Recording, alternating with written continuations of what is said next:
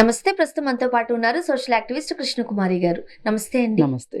మహారాష్ట్రలో 180 మంది బాలికలపై rape attempt చేసి ఒక 350 వరకు న్యూడ్ వీడియోస్ తీసి బెదిరించి వాళ్ళందరిలో చాలా మంది మైనర్స్ కూడా ఉన్నారంట.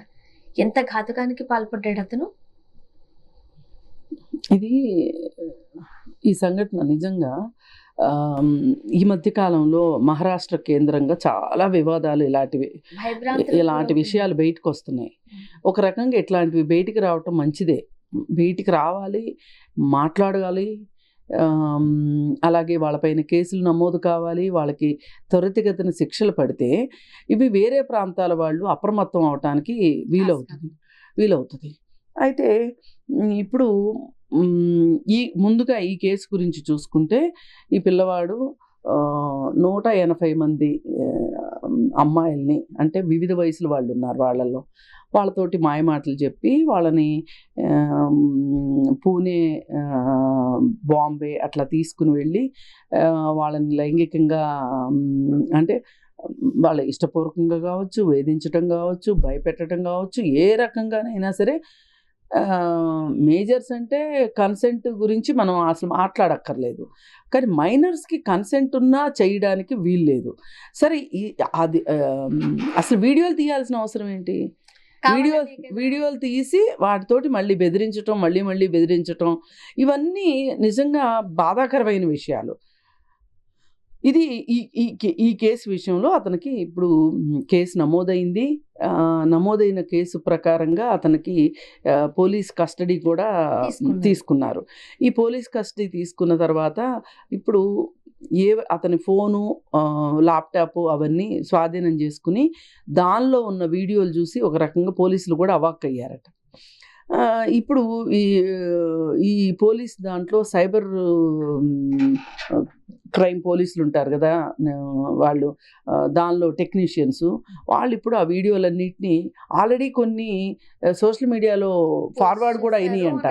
ఆ పోస్ట్ చేసిన వాటిని వెతికి వాటిని బయటికి తీసే కార్యక్రమంలో ఇప్పుడు పోలీసులు ఉన్నారనమాట. అసలు ఎంత ధైర్యం కావాలి, ఎంత అంటే ఒక నిర్భయం ఉంది చూసారా. నేనేం చేసినా నన్ను ఎవరేం చేయలేరు, నన్ను పట్టుకోలేరు, మహా అయితే కేసు పెడతారు.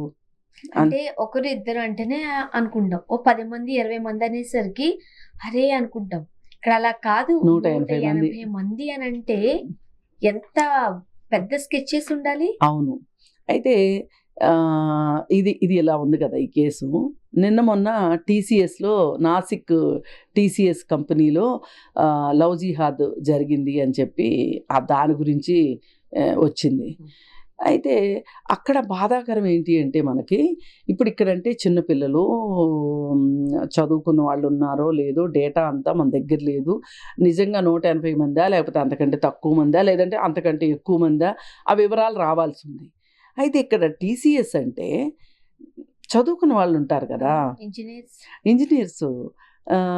మరి అలా చదువుకున్న వాళ్ళు వేధింపులు చేస్తుంటే వాళ్ళు ఎందుకు ఊరుకున్నారు అంటే, దీన్ని బట్టి మనకు అర్థమవుతుంది ఏంటి అంటే, చదువుకి చట్టాల పట్ల అవగాహనకి, చదువుకి సమాజం పట్ల అవగాహనకి, చదువుకి వాళ్ళ వ్యక్తిగత జీవితంలో వాళ్ళకి ఏదైనా కష్టం వస్తే ఏం చెయ్యాలి అని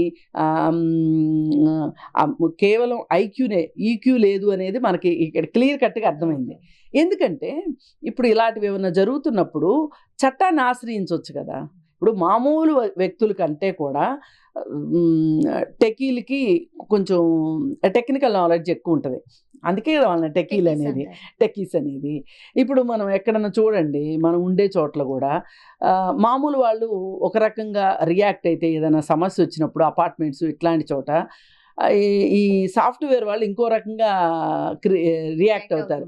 ఏంటి, మెయిల్స్ పెట్టడము, ఆ కన్సర్న్ పర్సన్స్ని వెతకటము, వెబ్సైట్లో వెతకటము, ఆ వెబ్సైట్ తీసి ఈ వెబ్సైట్కి మనం కంప్లైంట్ ఇస్తే ఎలా ఇవ్వాలి ఏంటి, ఇవన్నీ కూడా చాలా టెక్నికల్గా చేస్తారు వాళ్ళు. నాలెడ్జ్ ఉంటుంది వాళ్ళకి ఖచ్చితంగా. మరి అలాంటప్పుడు వాళ్ళు దాదాపు ఇది చెప్పటం కూడా ఎట్లా అంటే 2022 నుంచి 2026 వరకు, అంటే ఇప్పుడు ఇది 26, ఇన్ని 4 సంవత్సరాల పాటు గుట్టు చప్పుడు కాకుండా ఎట్లా జరిగి ఉండొచ్చు? అవే తెలివితేటలు ఉపయోగించి ఉండొచ్చు. ఏ తెలివితేటలు ఉపయోగించినా బాధితులు ఎందుకు ఊరుకున్నారు ఇన్ని రోజులు అని. అదే కదా, ఇప్పుడు సాధారణంగా టీసీఎస్ లేకపోతే వేరే వేరే కంపెనీలో వర్క్ చేసే వాళ్ళు అందరూ హైదరాబాద్ వాళ్ళు లేకపోతే బెంగళూరు వాళ్ళు కారు. హైదరాబాద్ లో ఉండే వాళ్ళకి బెంగళూరులో వస్తుంది, చెన్నైలో వస్తుంది, ఎక్కడి వాళ్ళు లేదమ్మా. ఎక్కడి వాళ్ళైనా వాళ్ళకి ఎంతో కొంత మామూలు వాళ్ళకంటే టెక్నికల్ నాలెడ్జ్ ఉంటుంది కదా. ఎవరిని అప్రోచ్ అవ్వచ్చు, పైగా సీక్రెట్గా ఎలా అప్రోచ్ అవ్వచ్చు, పైగా సీనియర్స్ని ఎట్లా అప్రోచ్ కావచ్చు. ఇప్పుడు సాఫ్ట్వేర్ కంపెనీలో ఎలా ఉంటుంది అంటే డైరెక్ట్గా ఒక చిన్న ఉద్యోగి కూడా కంపెనీ ఎండి తోటి మాట్లాడవచ్చు. ఆ మాత్రం యాక్సెస్ ఉంటుంది అక్కడ, ఆ మాత్రం స్వేచ్ఛ ఉంటుంది. కానీ అలా ఎలా జరగలేదు అనేది ఒక డౌటు. ఇప్పుడు ఈ 2 కేసుల్లోనూ తీసుకుంటే నిందితులు ఎవరైతే ఉన్నారో నిందితులు ముస్లిం సామాజిక వర్గానికి చెందిన వాళ్ళు, ముస్లిం మతానికి చెందిన వాళ్ళు. ఇది ఒక డౌట్ క్రియేట్ చేస్తుంది. ఇది ఒకటి. రెండోది, ఈ మధ్యకాలంలో పూనాలో ఒక ఎయిర్ క్రాఫ్ట్కి సంబంధించి, ఎయిర్ ఫోర్స్కి సంబంధించిన మాజీ రిటైర్డ్ ఉద్యోగి చాలామంది మహిళల్ని అతను ఆకర్షించి వాళ్ళందరితోటి అతను లైంగిక కార్యకలాపాలు కొనసాగిస్తున్న వీడియోలు చాలా సోషల్ మీడియాలో వచ్చేసినాయి. దానిలో సాక్షాత్తు ఆ రాష్ట్రం యొక్క మహిళా కమిషన్ చైర్పర్సన్ కూడా ఉన్నది, ఉండి అతనితోటి రిలేషన్లో ఉన్నదనమాట. మరి అది చాలా పెద్ద స్కామ్ ఈ మధ్యకాలంలో. ఏది ఈ బాబాల పేర్లు చెప్పి తేనె కిలో చాలా రేటు, మళ్ళీ తేనెతో పాటు ఇంకోటి ఏదో అమ్ముతూ ఉన్నాడు ఆయన, కుంకుడుకాయలో ఏదో అమ్ముతూ ఉన్నాడు. అమ్ముతూ ఉంటే ఆ రేట్లు చాలా విపరీతంగా పెట్టి మంత్రించినవి అని చెప్పి అంత ఆర్గానిక్ అని చెప్పి రేట్లు భారీగా పెంచుతున్నారు. ఎంత పెంచినా అతను చెప్పిన రేట్లకి అసలు ప్రపంచంలో ఎక్కడ ఆ రేట్ ఉండదు అనమాట. అలాంటి రేట్లు పెట్టి వాటికి మహిమలు ఉన్నాయి అని చెప్పి ఆ తేనెని ఇవ్వటము అవన్నీ ఆయన చేసి చాలా డబ్బులు సంపాదించినట్టు వచ్చింది.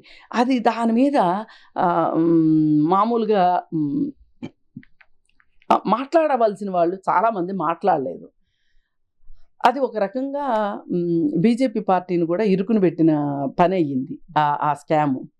ఇప్పుడు మహారాష్ట్రలోనే అది జరగటము, మహారాష్ట్రలోనే ఈ 2 సంఘటనలు జరిగినట్లుగా ఉండటము కొంచెం ఆశ్చర్యంగా ఉంది.